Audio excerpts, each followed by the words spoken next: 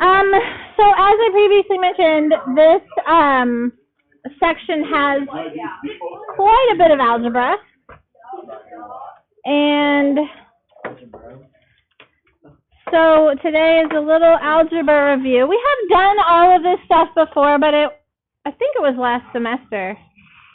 Anyway, so it's a good review. And absolutely everything here you're going to see again in Algebra 2. So it's just good to remember this stuff for now. So here we go. Okay, multi-step equations. I hope you know how to isolate x, but they get a little bit complicated here today. Number one, what do you do first? Distribute. Very good. We got to distribute, which just means multiply. So what do you get when you multiply the 8 in there? 8x minus 40. Beautiful. We also need to distribute the 2. So multiplying that 2, what do you get? 6x minus 16. 6x minus 16. And then we need to minus 6x minus 6x. And I heard an add 40 as well. So we can add 40 too, all in one step. 8x's minus 6x's is 2x's, and negative 16 plus 40 is 24. And then we need to Divide by 2. X equals 12. X does equal 12. All right, let's look at number 4. Number 4 is kind of complicated, but it has this whole right-hand side divided by 2. What's a good way to avoid having to divide by 2? Times the other side by 2. If we've learned anything this year, it's how to solve a proportion. So really, that's what this is. And we can easily get rid of it by multiplying that 2 to the other side. We're going to multiply the 1 to the other side as well, but timesing by 1 doesn't change anything. So when we multiply the 2 in there, what do we get? Good, 4x minus 14. Now on the right-hand side, our divide by 2 is gone. We got rid of that. We are going to get an 8x minus 47. And what do I need to do with this negative? It's very special. It is a negative 1. And that's an algebra mistake that is very common. You want to make sure that you distribute that negative. So negative 1 times 3x gives you negative 3x, and then negative 1 times negative 14 does turn positive. So negative times negative makes positive 14. Once we distribute the negative, I'm going to go ahead and combine some like terms here on the right-hand side. I'm going to leave my left-hand side alone. 8x's minus 3x's is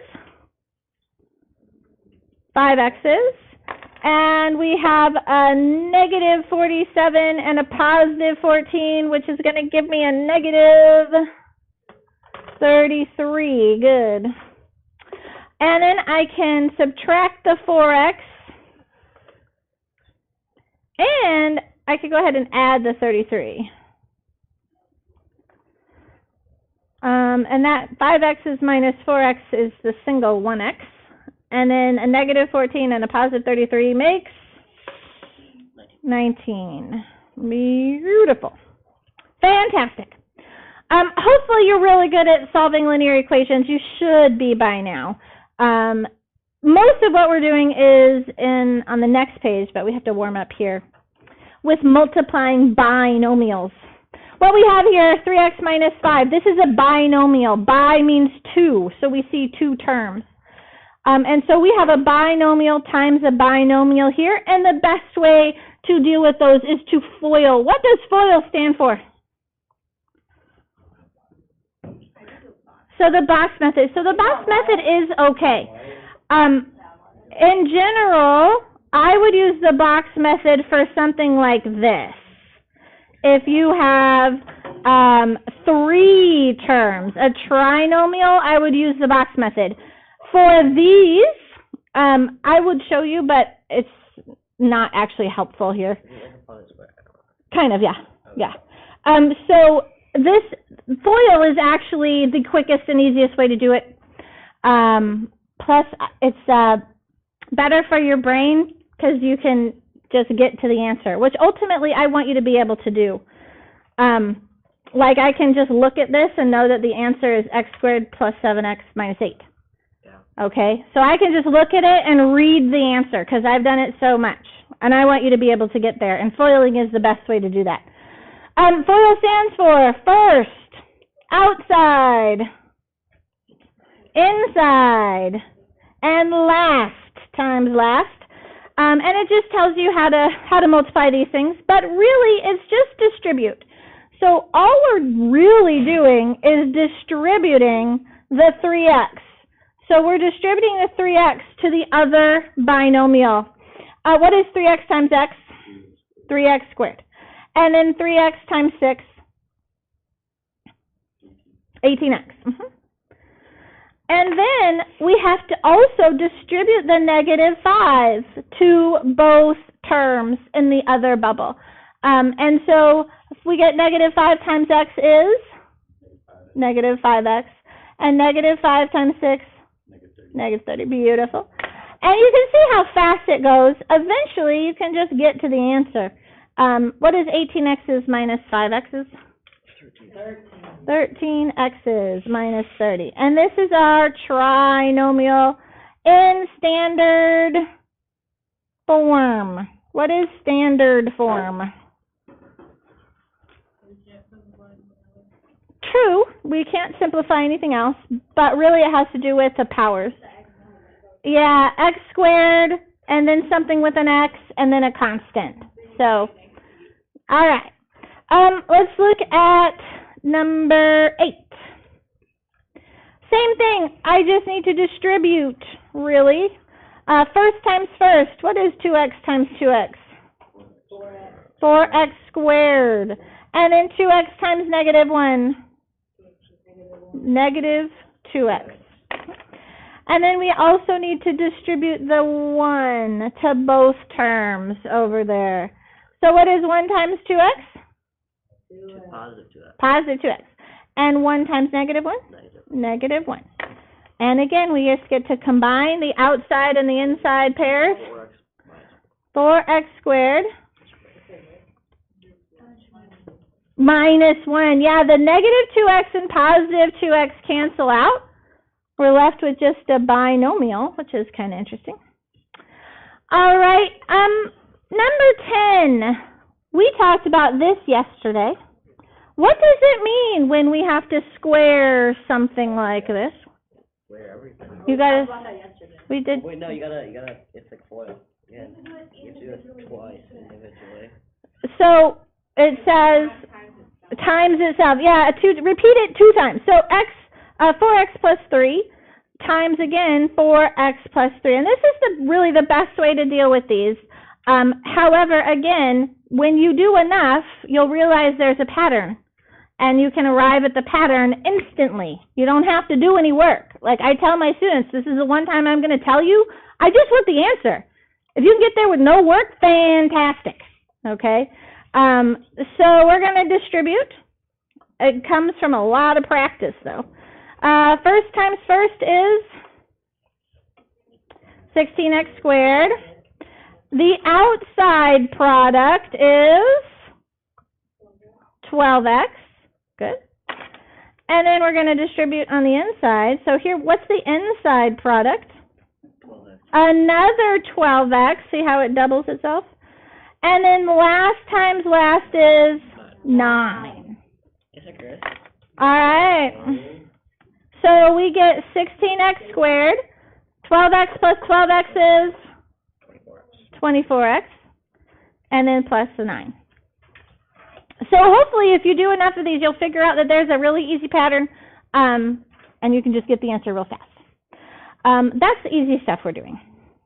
Any questions so far? No. Okay. So here's the bulk of what we're doing is right down here, step 4. We're going to do a couple of factoring. So factoring is the most important skill that you learn in Algebra 2. You're going to use it so much. And so hopefully if you get good here, it will be that much easier in Algebra 2. So you see here we have a trinomial. We have 3 terms in standard form here, and we want to factor it. Factor is really unfoiling. We're doing the FOIL process in reverse. We're starting with the trinomial, and we want to go backwards and get the bubbles from where they came, okay, from whence they came. So we can think about it as unfoiling, but I really like to call it double bubble. Only because when you say double bubble, you have a picture of what the answer is supposed to look like. So we're going to double bubble this. This is what I want to end up with. I want to end up with these binomials multiplied together. FOIL is first times first. First times first has to be the first thing. What times what is x squared? X times x. Okay. And then also last times last has to be the very last thing. What times what is positive 21? 7 times 3, but also negative 3 times negative 7 is also positive 21. But that's not the one. Why do we want 7 and 3? Because they have to add together. They combine and give us a 10. So that works perfectly. So positive 7 and positive 3, and we're done. Let's try number 12. Again, we're double bubbling. First times first has to be the first thing. What times what is x squared?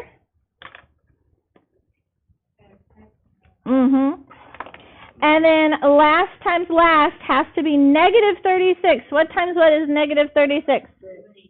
Negative 6 times 6. I heard negative 2 and 18. Excellent. Negative 36 times 1. There's lots of options here. Negative 12 times 3 and negative 9 times 4. You're close. All right, which one do we want?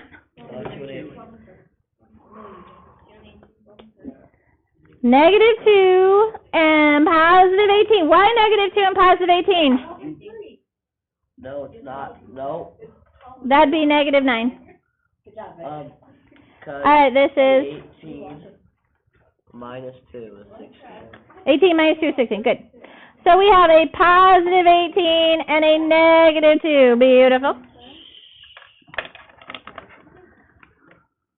All right, let's look at 15 and 16. Question, yeah? No, it doesn't matter. As long as your negative is with the 2 and the positive is with the 18. If you had x minus 2 and x plus 18, totally fine. Yeah, when we multiply things, you can change the order of them, and it's not going to change the result. Okay. That's the commutative property. All right, what do you notice is different about 15 and 16? They don't have the... They're binomials. Nice word choice there. Is that going to give us a problem, or can we just do the same? We do it exactly the same. I just want to show you I can turn it into a trinomial pretty easy by putting in a 0. Would we ever write that? No, because who wants to do that? So we don't use it, and that's why you only see 2 terms. But that's a good helper to figure out what your last times last needs to be. All right, x times x is x squared. Last times last has to be negative 64. What times what is negative 64? 8 times 8 is positive 64. Negative 8 and positive. Negative 8 times positive 8. There you go. That's going to give us a negative 64. And what happens when we combine them? We get that 0, don't we?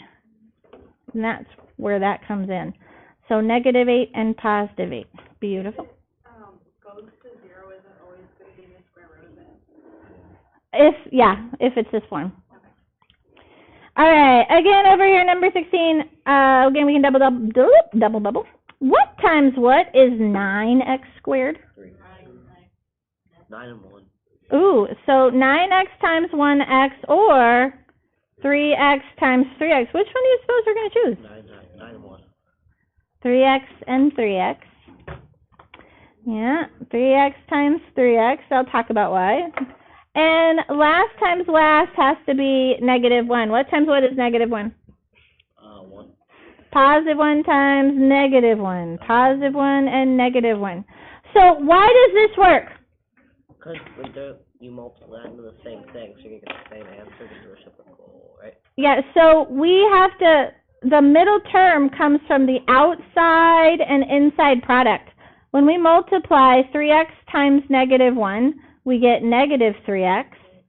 And 1 times 3x gives me positive 3x. And what happens to those two terms? They cancel out, which is why there's no middle term there. If we'd used the 9x and 1x, they wouldn't cancel out. So we needed them to be exactly the same. All right, a couple more here. So here, what's the difference with these that you see here? Number 19. It's an equation. Yeah, it's an equation. They have an equal sign. So what we're trying to do here is we're trying to find the value of x. If we were to plug it in, we get an answer of 0. All right, what value of x results in a 0? Anytime we have quadratic equations, you always need to set everything equal to 0 as a step 1. So number 19 here is already set equal to 0. If we're set equal to 0, we're going to double bubble. So x times x is x squared. Last times last has to be positive 20. What times what is positive 20? Positive 5 times positive 4, or negative 5 times negative 4. Which one are we going to choose? Negative 5 and negative 4, because why? It gives us our -9 we're looking for. Now, we have to take this one step further. We found the bubbles, but we actually need the solutions for x. And that comes by setting each bubble equal to 0. Now, this is the math. So what we normally do, we set each bubble equal to 0, and this allows us to solve for x. How do I get x by itself here? Yeah, we just have to add 5. And we get x equals 5. That's one solution for x. So it's very different to have a bubble versus having a solution for x. What does x turn out to be here? Positive 4. So again, is it easy to just switch the value? Yeah, and that's what we ultimately do, but this is the reason why, because we're setting each bubble equal to 0, okay? All right, so 5 and 4 are your answers there. What do we have to do on number 20? Set it equal to 0. So yeah, we are going to subtract 135. So I get x squared plus 6x minus 135, so that it's all equal to 0. And then what do? Double bubble. All right. X times x is x squared. Last times last has to be negative 135. What times what is negative 135? I know it's a big number, right? No. What is it divisible by? Okay. So 135 is divisible by 5. How do we know that? Yeah, because it ends in a 5. Now, we see that it's 27. Now, what are the factors of 27? 9 and 3, which means 135 is also divisible by a 9 or a 3. So I'm going to take 135 and divide it by 9, and I get 15. So 15 times negative 9 is negative 135. It also happens to give me my 6 when I combine them. So positive 15 and negative 9. What are our solutions for x then? Negative 15 and positive 9. We have done it. Yeah. So it's just good to come back to it, and we're going to see some more of this. They're going to get pretty involved here a little bit. Do you have any questions for me? Do we need to do one more, or are you good? No. Okay. You guys have a Delta Math.